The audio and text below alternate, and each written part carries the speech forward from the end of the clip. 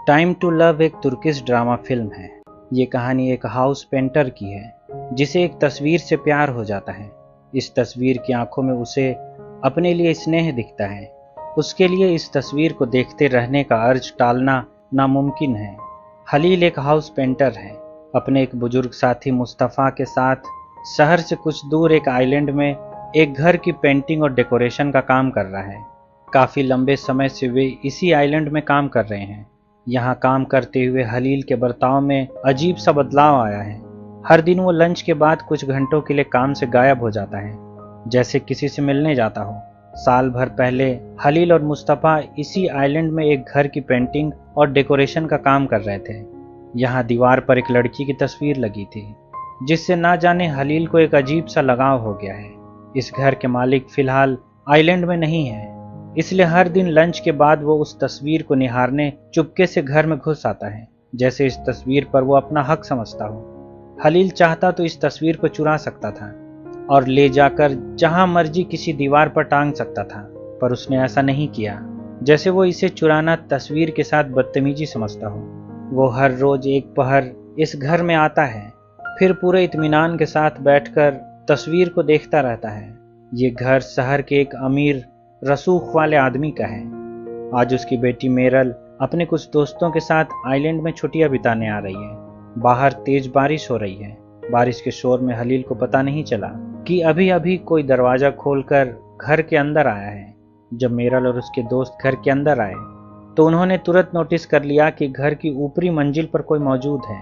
जब मेरल ऊपर गई तो बालकनी से देखती है कि एक आदमी घर में इत्मीनान से बैठा है और दीवार पर टंगी उसकी तस्वीर को घूर रहा है। हलील तस्वीर में इतना खोया हुआ है कि उसे मेरल के वहां होने का अंदाजा नहीं हुआ।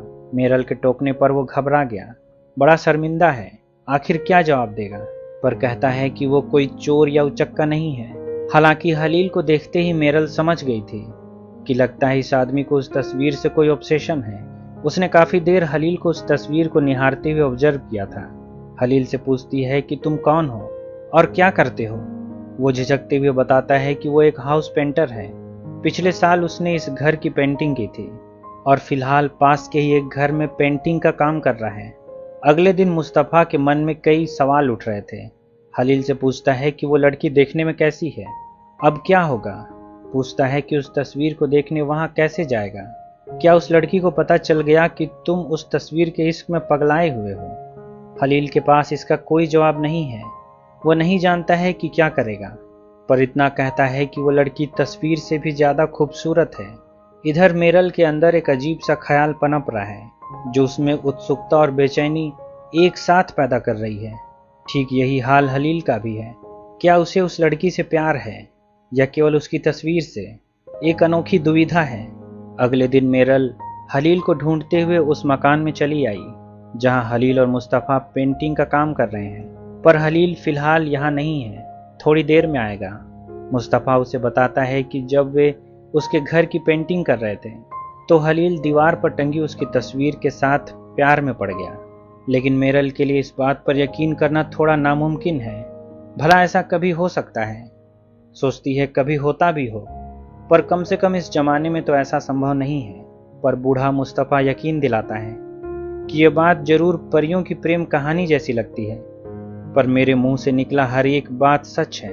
1 साल पहले हलील उसके प्यार में पड़ गया था और तब से तस्वीर की माया से नहीं निकल पाया है। जब हलील वहां आता है तो मेरल को देखते ही उलझन में पड़ जाता है। असल में वो मेरल को इग्नोर कर रहा है, क्योंकि वो जानता है कि उसके सवालों का उसके पास कोई सेंसिबल जवाब नहीं होगा।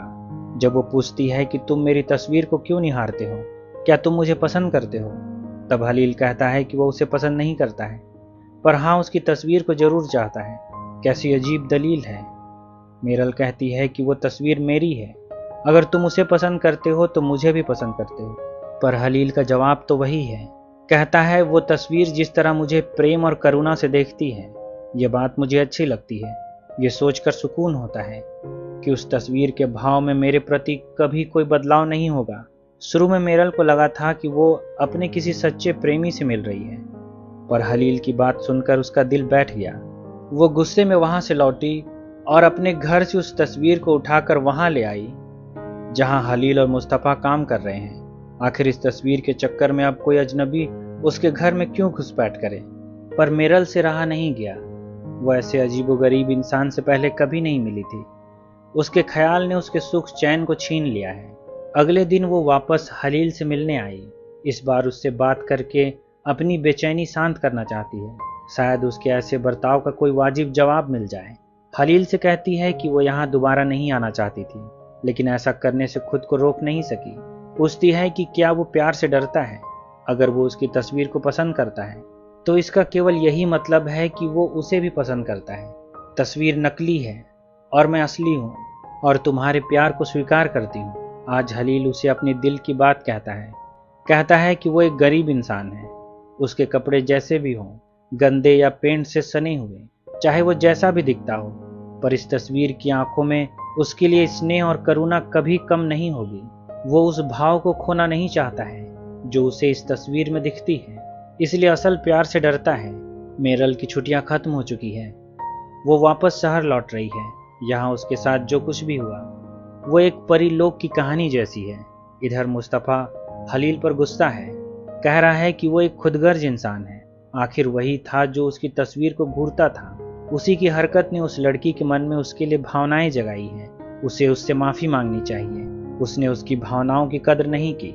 कह रहा है कि मुझे तुम्हें अपना दोस्त कहते हुए शर्म आ रही है। मुस्तफ़ा के तानों की वजह से हलील मेरल से माफ़ी मांगने उसके घर जाता है, पर यहाँ मेरल नहीं है। उसे यहाँ मेरल का एक नोट मिला जिसमें उसने लिखा है कि वो उससे प्यार करती है। तस्वीर के पीछे उसका ही असली चेहरा है जिसे वो निहारता है, जिसे उसने कभी खोजने की कोशिश नहीं की।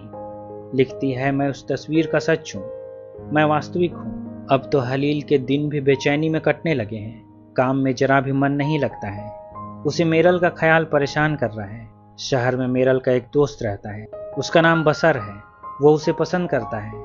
जब मेरल उसे हलील की कहानी सुनाती है तो उससे कहता है कि बेवकूफ़ मत बनो।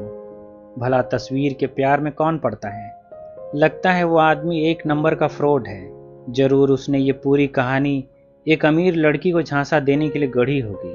पर मेरल को हलील पर यकीन है, क्योंकि उससे अपनी चाहत स्वीकारने के बावजूद उसने उसका कोई फायदा नहीं उठाया, बल्कि उसे खुद से दूर करता रहा। आइलैंड में काम खत्म होने के बाद जब हलील और मुस्तफ़ा शहर लौट रहे थे तो मुस्तफ़ा हलील से कहता है कि तुम्हें उस लड़की को किसी भी हाल में ढूंढना चाहिए, नहीं तो तुम्हें बाद में बहुत पछतावा होगा। उससे कहता है कि अगर वह ऐसा नहीं करता है तो बड़ा घटिया इंसान कहा जाएगा। फिर हलील शहर आकर मेरल का पता मालूम करता है, पर जब उससे मिलने जाता है तो उसे पता चलता है कि मेरल बसर के साथ शहर से दूर एक शूटिंग रेंज में है। बसर मेरल का मन हल्का करने उसे शहर से दूर लेकर आया है, पर मेरल अब भी उदास है। कहती है कि काश तुम्हारी जगह यहाँ हलील होता। ये सुनकर बसर का दिमाग गर्मा गया, पर वो उसे छोड़ नहीं सकता है। वो एक अमीर बाप की बेटी है, उससे शादी करने पर उसका भविष्य चमक जाएगा। बसर का दिमाग अभी भन्नाया हुआ है कि तभी वहाँ हलील भी आ गया। जब मेरल उसे देखकर भागती हुई उससे लिपट गई तो बसर ने आपा खो दिया। उसने अपने दोस्तों को इशारा करके हलील को पिटवा दिया। बसर ने जैसे अपने पैर में ही कुल्हाड़ी मार ली है। हलील तो बस मेरल से माफ़ी मांगने आया था।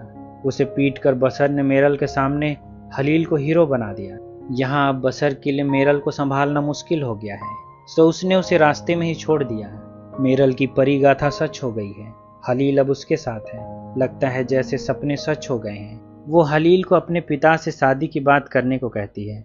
मेरल का पिता एक होशियार आदमी है। हलील से कहता है कि मैं एक प्रोग्रेसिव इंसान हूँ, तुम्हारे गरीब होने पर मुझे कोई खास आपत्ति नहीं है। कहता है वो मेरल का एक अच्छा पति साबित होगा। दोनों के बच्चे स्वस्थ और सुंदर पैदा होंगे। पर दिक्कत यह है कि मेरल ने केवल अमीरी देखी है। उसने कड़ी मेहनत कश जिंदगी कभी नहीं जी है। उसे गरीबी की आदत नहीं है। जब गरीबी और कष्ट उसे परेशान करने लगेगी तो जल्दी ही उसके मन से प्यार का भूत उतर जाएगा।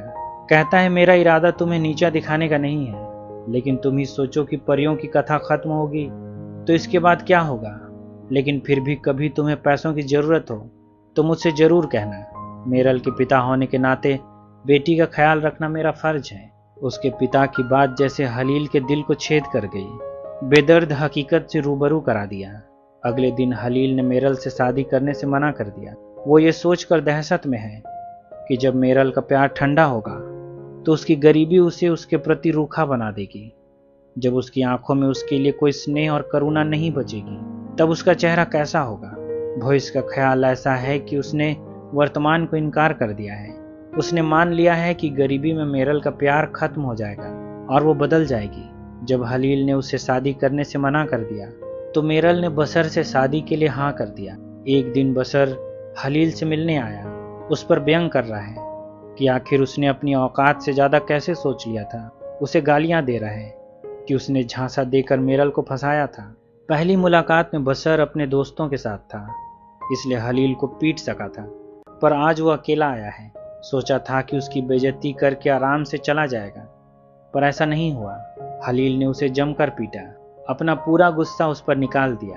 फिर कुछ दिन बाद मुस्तफ़ा एक अखबार की प्रति लेकर आया। उसमें मेरल और बसर की शादी की खबर है। लिखा है कि वो वेडिंग में एक महंगी डिजाइनर गाउन पहनेगी। लगता है अब हलील मेरल की यादों के सहारे ही जिएगा। उसने तय किया कि वो मेरल की तस्वीर से शादी करेगा। उसने बाजार से एक गाउन खरीदा और उसे लेकर अपने घर की तरफ चल दिया, पर देखता है कि यहाँ झील के किनारे मेरल अपने डिजाइनर गाउन में उसका इंतजार कर रही है। वो अपनी शादी छोड़कर हलील के पास भाग आई। अब दोनों साथ होंगे। मेरल ने नाव में रखी तस्वीर और गाउन को पानी में फेंक दिया, क्योंकि अब हलील को उसकी यादों का सहारा नहीं लेना पड़ेगा। तस्वीर की जगह उसका असली चेहरा होगा, जिसमें असली प्यार उमड़ेगा। असली शादी के लिए असली गाउन होगा। पर यह खुशी ज्यादा देर तक नहीं टिक पाई। मेरल के पीछे पीछे बसर भी वहां चला आया है। ऐसी बदनामी कैसे बर्दाश्त कर सकता है? पूरे शहर को यह खबर मालूम है कि उसकी शादी मेरल से होगी। कैसे उसकी होने वाली पत्नी एक गरीब हाउस पेंटर के लिए उसे छोड़ सकती है? ये बात बर्दाश्त करने से बाहर है। बसर के पास एक राइफल है। हालांकि उसे मेरल पर निशाना साधना अच्छा नहीं लग रहा है, पर उसने अपने दिल को समझा लिया है कि मेरल की शादी उसके साथ नहीं होगी तो किसी के साथ नहीं होगी। उसने एक के बाद एक 3 गोलियां चलाई। मेरल और हलील को मार डाला। इसमें तीसरी गोली उसने अपनी किस्मत के नाम की, क्योंकि उन्हें मारने के बाद उसकी खुद की जिंदगी भी बर्बाद हो गई। गोली की आवाज सुनकर मुस्तफ़ा भी भागा भागा घर से बाहर आया, पर अब कुछ नहीं हो सकता है। सब खत्म हो गया है। सारी उम्मीद मर चुकी है। इसी दुखद अंत के साथ ये कहानी खत्म हो जाती है। उम्मीद करता हूँ कि आपको ये कहानी पसंद आई होगी। अगर ऐसा है तो वीडियो को लाइक, शेयर और चैनल को सब्सक्राइब कर दें। अभी तक बने रहने के लिए शुक्रिया।